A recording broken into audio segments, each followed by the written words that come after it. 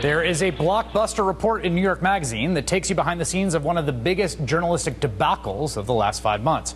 Lara Logan's now thoroughly discredited and retracted 60 Minutes report on Benghazi. And when you hear the details, you can't help but think back to what might possibly be the nadir of journalistic malfeasance, the official information laundering during the run-up to the Iraq War, pulled off by then Vice President Dick Cheney. Cheney and his neocon acolytes, as has now been well established, were trying very hard to sell the idea that Saddam Hussein had weapons of mass destruction. And one of the key items in this phony line of argument were those vaunted aluminum tubes that Hussein was trying to get his hands on, according to Cheney. Well, conveniently, Dick Cheney's ally, Ahmed Chalabi, was more than willing to supply the very same intel to the New York Times' Judith Miller that he was supplying to the neocons, some of that intel from highly unreliable Iraqi defectors.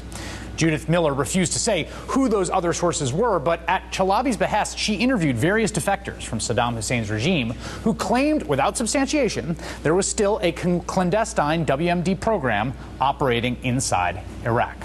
On the front page of the New York Times on Sunday morning in September 2002, she wrote that an intercepted shipment of aluminum tubes to be used for centrifuges was evidence that Saddam was building a uranium gas separator to develop nuclear material. Keep in mind, this is one pipeline of phony intel flowing to two destinations, one to Dick Cheney, who was happy to receive it, the other to Judith Miller. And on the very same Sunday that Judith Miller's piece appears in the New York Times, Dick Cheney went on Meet the Press and said this. Specifically aluminum tubes. There's a story in the New York Times this morning. This is, and I want to attribute to the Times. I don't want to talk about, obviously, specific intelligence sources, but it's now public that, in fact, he has been seeking to acquire, and we have been able to intercept and prevent him from acquiring through this particular channel, the kinds of tubes that are necessary to build a centrifuge. You see what he did there, right? He knew full well the same Chalabi information pipeline supplying him was supplying Judith Miller. He then goes on Meet the Press as if he, just on his way to the studio, just happened to pick up the New York Times and, lo and behold, aluminum tubes are there. So now a story that comes from one tainted, unreliable source has been independently confirmed by a respected news organization. The cravenness of that maneuver, that still sticks with me. But Dick Cheney may have competition. Because it turns out Senator Lindsey Graham pulled a Cheney right under our noses, and it had to do with Lara Logan. The big obsession of the hashtag Benghazi conspiracy world is that the attack in Benghazi wasn't pulled off by militia members or irregulars or terrorists unaffiliated with al-Qaeda, but rather by al-Qaeda itself. Of course, there was no evidence that was the case. Ultimately, a comprehensive New York Times story said it wasn't al-Qaeda. But when Lara Logan did her discredited 60 Minutes report a couple months prior, this is what she said. Contrary to the White House's public statements, which were still being made a full week later, it's now well established that the Americans were attacked by al-Qaeda in a well-planned assault. You hear that? It's now well established. Well, Senator Lindsey Graham heard that, and he ran straight to Fox News with it. 60 Minutes doesn't cover phony scandals. I think the story was about the fact that our folks died in a different way than explained by the administration. They died as a result of an al-Qaeda planned attack that you could see coming. So the question you got to ask yourself is funny. How Lara Logan doesn't give any sourcing for the "it's now well established." Who told her it was well established? Well, in this blockbuster piece by Joe Hagan in New York Magazine, we get the reveal. Turns out Lara Logan was consulting with none other than Lindsey Graham.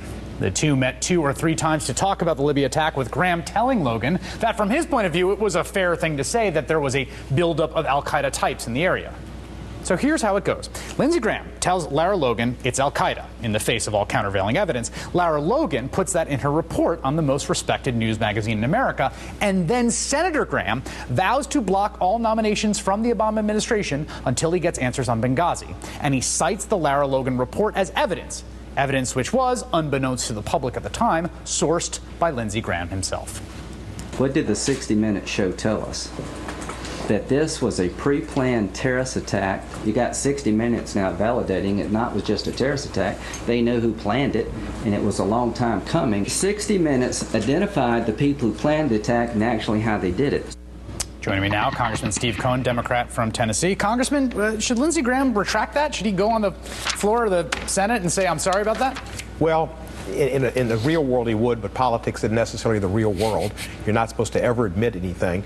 And this all makes Wag the Dog look like the Bible. Well, now makes Wag the Dog look like the Encyclopedia Britannica. You are in the House where they are preparing to whip votes on a select committee on Benghazi. How do you plan on voting on that? And what do you think of the idea of devoting precious time, resources, and attention to the select committee? I'm going to vote against it, and I'm going to call up a famous political consultant, Fielding Mellish, with attribution to Woody Allen, who just created him. And he would say that this committee is a travesty of a mockery, of a sham, of a travesty of a mockery of two travesties of a sham. And that's what it is. I mean, it's absurd. This is ludicrous. A congressional committee did not find Osama bin Laden. Barack Obama found Osama bin Laden. George Bush didn't find him. Barack Obama did. And the CIA, the State Department, the Defense Department under Barack Obama are going to find the people that were responsible for Benghazi, not a select committee. This is simply an assault on Hillary Clinton, and they will use it and use it and use it. Do you think that's what it is? You think it's being driven by trying to go after Hillary Clinton? Totally. They don't have a candidate who can measure up in the polls. They know that.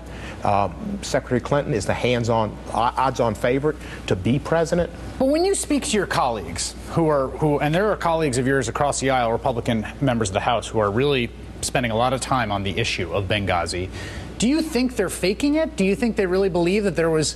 I mean, it seems to me that it's hard to figure out whether this is driven by people trapped in a kind of media bubble in which they're just reading stuff that is confirming that there was some huge cover-up, or whether this is as cynical as folks like you and other Democrats seem to think it is. Some of them have drunk the Kool-Aid, and they probably believe it. But they can't say Hillary Clinton is from Kenya. Right. So they have to say she's an aider and abettor and a cover-up of a sham, of a mockery, of et cetera, et cetera. It's insane, and we need to have jobs bills. We need to have a transportation bill. We need to face the reality that the Affordable Care Act is working and keeping people alive, but they have had 50 bills to try to repeal the Affordable Care Act because they have found that to be a successful propaganda tool, that truth is not really a factor. And that's why Lindsey Graham doesn't have to apologize, because the truth and basic common decency in life is not necessarily a part of politics. It seems to me that the next 5-6 months, there's not going to be a whole lot of legislating going on in the House of Representatives. I can't see it. You know, we should have an immigration bill. They're not going to take it up. We should have a minimum wage bill. It's not going to be taken up. There's not going to be anything but continued attacks to try to hold the House in 2014, which the Republicans will be able to do. Right. But then they're really looking at 2016, and they're looking at the Senate races in 2014. And then the question is, what exactly is your program for the country, which a select committee on Benghazi does not answer? Congressman Steve Cohen, thank you so much. Chris, always good to be with you. Coming up, faced with the prospect that Secretary of State during the Iraq War Condoleezza Rice might be their commencement speaker, students at Rutgers University staged one of the largest sit-ins in that school's history. I'll talk to a student from the No Rice Coalition next.